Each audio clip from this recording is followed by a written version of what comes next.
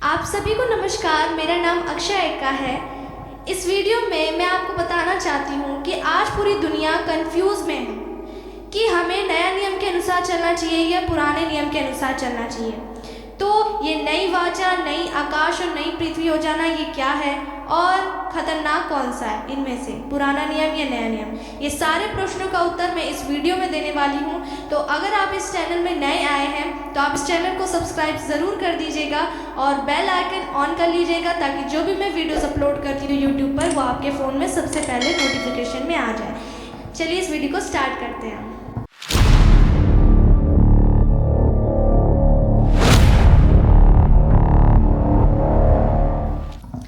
तो ये जानने के लिए कि खतरनाक कौन सा है और कौन सा मानना चाहिए, कौन सा नहीं मानना है, ये जानने के लिए हम पहले पीछे आ जाते हैं। जब हम पुराना नियम देखते हैं तो पुराने नियम में हम परमेश्वर के लोगों के बारे में जानते हैं कि वो किस तरह से शक्तिशाली थे और परमेश्वर उनके द्वारा किस तरह से काम करते थे लोगों के जीवन में। हम उनके बारे में जानते हैं, उनकी स्टोरी के बारे में जानते हैं, पर इसका मतलब ये नहीं है कि हमें उनके पीछे चलना है। जैसे दाऊद हो गया, सुलेमान राजा हो गया, यूसुफ हो गया और भी बहुत सारे लोग हैं। तो हमें उनके समान नहीं चलना है, बल्कि हम उनके बारे में जान सकते हैं कि परमेश्वर उनके द्वारा किस तरह से काम करते थे। और जैसे कि पुराने नियम में जैसे दंड की आज्ञा थी, जो पाप करता था उसको पथरवाह करके मार डाला जाता था तुरंत। पुराने नियम में कुछ इस तरह से हुआ करता था। कितनी भी शादी कर सकते थे और 10 शादियाँ, 12, 13 जितना भी उनकी मर्जी होती थी वो करते थे। जैसे सुलेमान राजा की बहुत सारी पत्नियाँ थीं, उसी तरह से। और अब हम जानेंगे कि खतरनाक कौन सा इसमें से। जब हम देखते हैं तो पुराने नियम में पहले दंड की आज्ञा तुरंत मिलती थी और उनको सज़ा मिल जाता था, पर नया नियम में कुछ इस तरह से होता है कि वो श्राप बनकर पीढ़ी दर पीढ़ी चलता आता है। वो पाप जो हमारा होता है वो हमारे ऊपर पीढ़ी दर पीढ़ी पूर्वजों का श्राप चलता आता है। और अब नए नियम के अनुसार ये होता है कि परमेश्वर दया करते हैं, क्रोध करने में विलंब करते हैं, देर करते हैं। पहले ऐसा होता था कि जैसे उनको आज्ञा, अगर लोग आज्ञा नहीं मानते थे तो परमेश्वर तुरंत उनको सज़ा करते थे और उनको मार देते थे। पर अब परमेश्वर दया करते हैं और विलंब से क्रोध करते हैं। आमीन। कि जो पूर्वजों का श्राप जो हमारे साथ साथ चलते आता है, जो भी हम पाप करते हैं वो हमारे आने वाली पीढ़ी पर चलता है, और वे श्राप तभी टूटते हैं जब हम परमेश्वर के पास जाते हैं। अगर आप परमेश्वर के पास नहीं जाएंगे तो वो श्राप जो उन पर था वो आप पर आएगा। आपने चाहे गलती नहीं की फिर भी आपके जीवन में परेशानियां आएंगी, क्योंकि वो पूर्वजों का श्राप है। और ये श्राप तभी हटेगा जब आप परमेश्वर के पास आएंगे। आमीन। अब हम जानेंगे कि ये नई वाचा क्या है। अब हम नए नियम के बारे में देखेंगे कि परमेश्वर ने नया नियम में क्या हमें बताते हैं। इब्रानियों की पुस्तक 8 अध्याय का हम 8 में देखते हैं तो क्या लिखा है। प्रभु कहता है, देखो वे दिन आते हैं कि मैं इज़राइल के घराने के साथ और यहूदा के घराने के साथ नई वाचा बांधूंगा।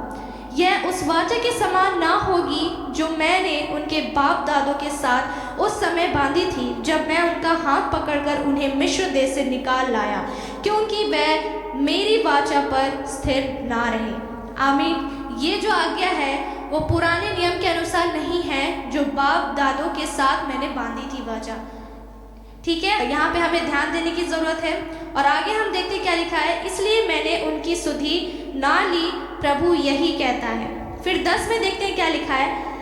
फिर प्रभु कहता है कि जो वाचा मैं उन दिनों के बाद इज़राइल के घराने के साथ बांधूंगा वह यह वाचा है कि मैं अपनी व्यवस्था को उनके मनों में डालूंगा और उनके हृदयों पर लिखूंगा, और मैं उनका परमेश्वर ठहरूंगा और वह मेरे लोग ठहरेंगे। आमीन। तो परमेश्वर ने यहाँ पे क्या बोला है, मेन पॉइंट यहाँ पर ये है कि परमेश्वर ने नया नियम में क्या कर दिया है, हमारे मनों में और हमारे हृदय में वचन को लिख दिया है। परमेश्वर ने वचन में कहा है कि नया नियम में ऐसा होगा कि अब मैं तुम्हारे मनों में और तुम्हारे हृदय में वचन को लिखूं। आमीन।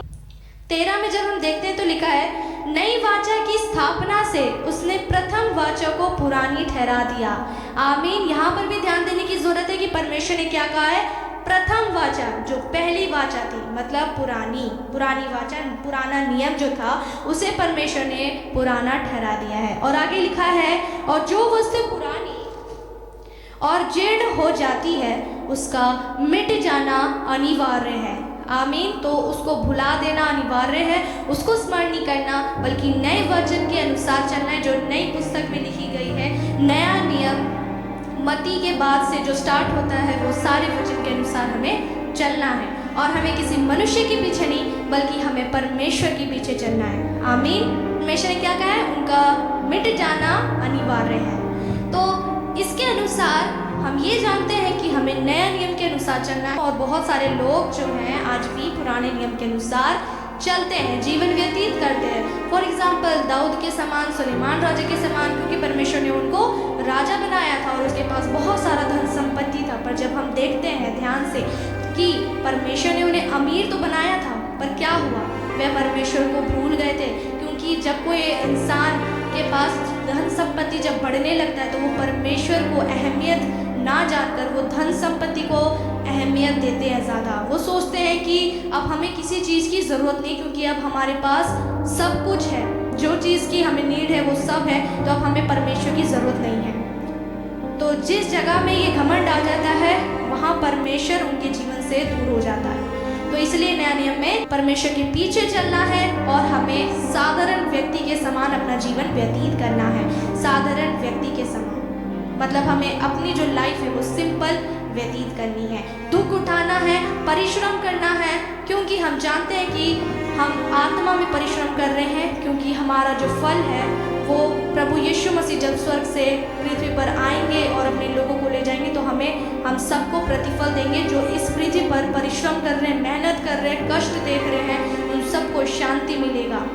आमीन। और परमेश्वर ने वचन में कहा है, मार्ग, सत्य और जीवन मैं ही हूँ। जो मुझसे होकर चलता है वह जीवन को पाता है। मृत्यु और अधोलोक की कुंजियां परमेश्वर के पास है। आप जान गए होंगे कि हमें किस नियम के अनुसार चलना है। इस वीडियो को आप शेयर ज़रूर कीजिएगा, और कमेंट सेक्शन में जो भी आप समझे इस वीडियो के अनुसार आप बता सकते हैं। जो भी आपका प्रश्न है या कुछ भी आप अगर वीडियो के ज़रिए कुछ नहीं समझ आए तो आप पूछ सकते हैं, और इस वीडियो को आप शेयर ज़रूर कीजिएगा। परमेश्वर आप सभी को आशीष दे, और इस वचन के अनुसार, नए वचन में जितनी भी आज्ञा लिखी हैं, परमेश्वर उस नए वचन के अनुसार आपको चलने में मदद करे। आमीन।